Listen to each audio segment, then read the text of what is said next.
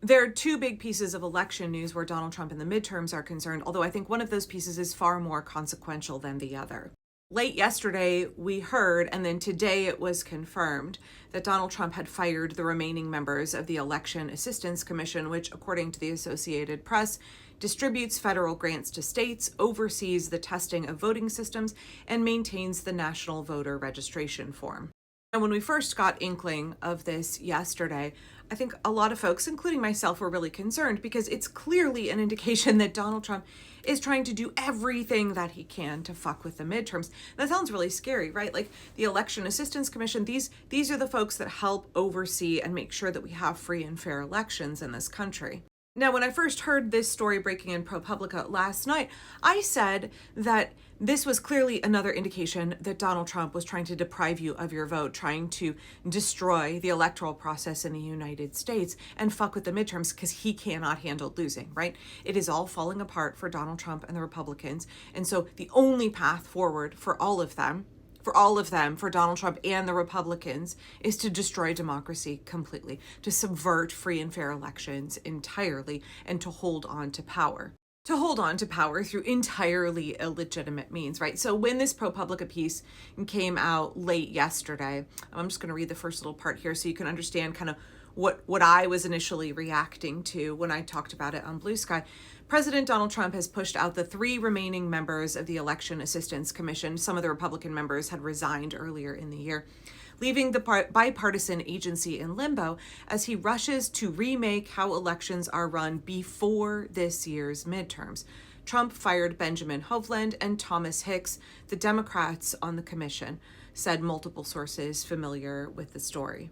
Donald Trump didn't fire Christy McCormack, the remaining Republican on the committee. He allowed her to resign. So those 3 folks were pushed out. That's the end of the commission. Earlier this year, the other Republican member resigned.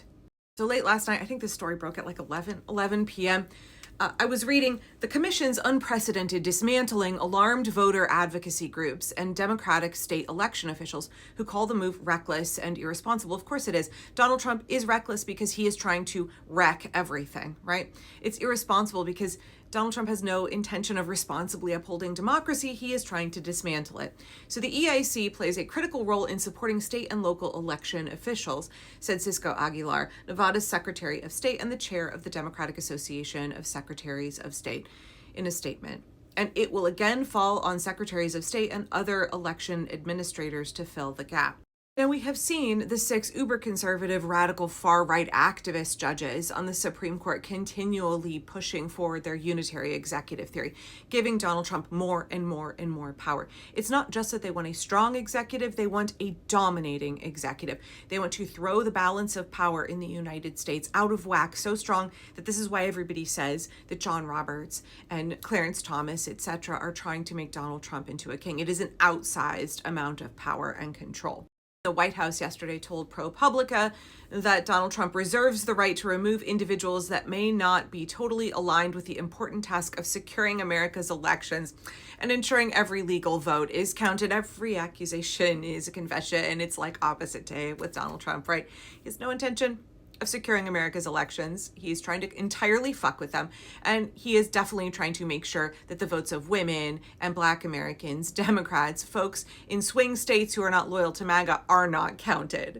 It's just so, right? Like, I understand this is how narcissists operate, but, you know, once you see the patterns, you realize how juvenile and how unsophisticated they are, right? It's literally like, I'm rubber, you're glue, or it's literally like, I did this thing that's bad, or I feel this bad way about myself, and so I turn and project that onto somebody else, or whatever terrible nefarious plans I'm cooking up, I accuse the other guy of doing them instead. It's just so, it's so transparently, rudimentary is too neutral of a term. Let's go with crude. I think crude is better. A crude attempt to try and, oh, it makes it even worse that way, you guys, because it is crude and it's worked on Republican voters, you know, for years and years. Okay, anyway, so, you know, when this first came out last night, I was quite concerned because right in the first paragraph of ProPublica's article, it says Donald Trump is trying to remake how elections are run before this year's midterms. Now, that's true. That's true.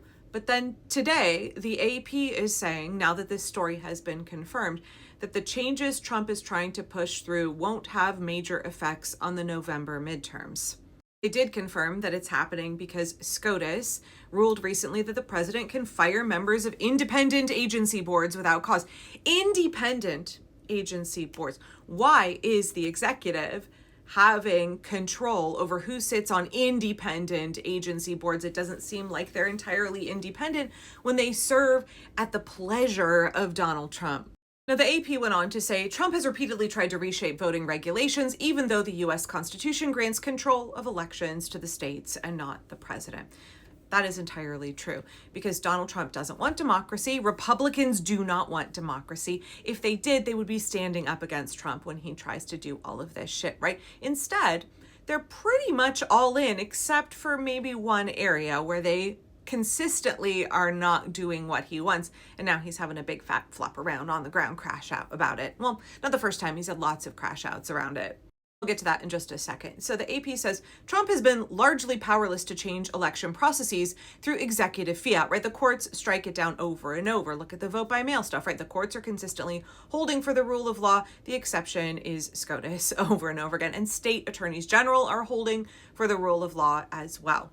David Becker, a former Justice Department attorney who runs the Center for Election Innovation and Research, said that the purge of the AC wouldn't really alter what's happening with our elections right now. It doesn't really change anything about how our elections will be run and how states are successfully ensuring secure, convenient, and safe elections. So myself and a lot of other people really concerned when this story came out last night, and we should be concerned that the president of the United States is trying to fuck with our elections and that the Republicans are trying to dismantle democracy and deny you representation in government. That's very concerning. We should be very, very concerned about it. But Donald Trump is behaving in a way that is entirely consistent with the only play left available to him. He is a cornered animal. Republicans and Donald Trump have cornered themselves into this place where the only way that they can hold on to power is through illegitimate means, is by denying you a vote, making sure that they do not allow elections to proceed in a free and fair way, because if they do, they will lose. And if they lose, a lot of people are going to jail.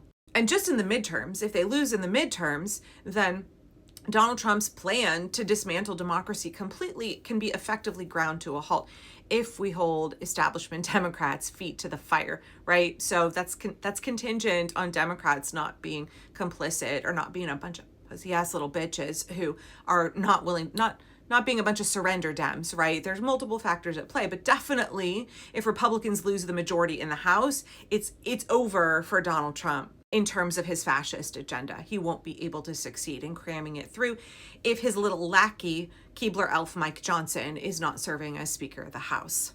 And then there's still a good chance that Democrats could reclaim the Senate. Like that is still entirely in play. And if that happens, Chuck Schumer cannot be the Senate Majority Leader. You guys know. No. So that's up to all of us who have Democratic senators, because the senators pick their leadership. And it should be somebody like Chris Van Hollen, or I would love to see my Senator Jeff Merkley, but I've heard from folks that he's too progressive for a lot of Democratic senators. It can't be Chuck Schumer, can't be fucking Alyssa Slotkin. It needs to be somebody like Chris Van Hollen. It doesn't have to be him specifically, but yeah, not Chucky boy. And while this story is scary, it's hard to live in a country where your elected leadership is trying to dismantle democracy. This is a scary time. I don't want to minimize that at all. Please understand that these are acts undertaken out of desperation, because Donald Trump and the Republicans are incredibly, incredibly weak. They are so massively weak that Donald Trump has got to frantically make all of these plays because there's nothing else left for him. He does not have the consent of the governed. He doesn't have the power of the people behind him, and this will fail. This plot of his to seize control by subverting the midterms is going to fail, because we, the people, are going to make sure that it's going to fail. It is a scary and dangerous time. As I said on Blue Sky last night, this is like those final weeks when you've decided to leave your abuser. He is at his most dangerous. That is when a woman is most likely to be physically harmed or unalived by her abuser, is right as she is getting free. Donald Trump is going to become more unhinged and more violent over the next several weeks and months. He is going to have increasingly desperate moves to try to subvert the election. So if we understand that is how he's going to behave, then we don't need to freak out, but we need to plan accordingly to meet the moment. Okay, come back for part 2 because I want to talk about what else he's up to. He's big mad about the midterm.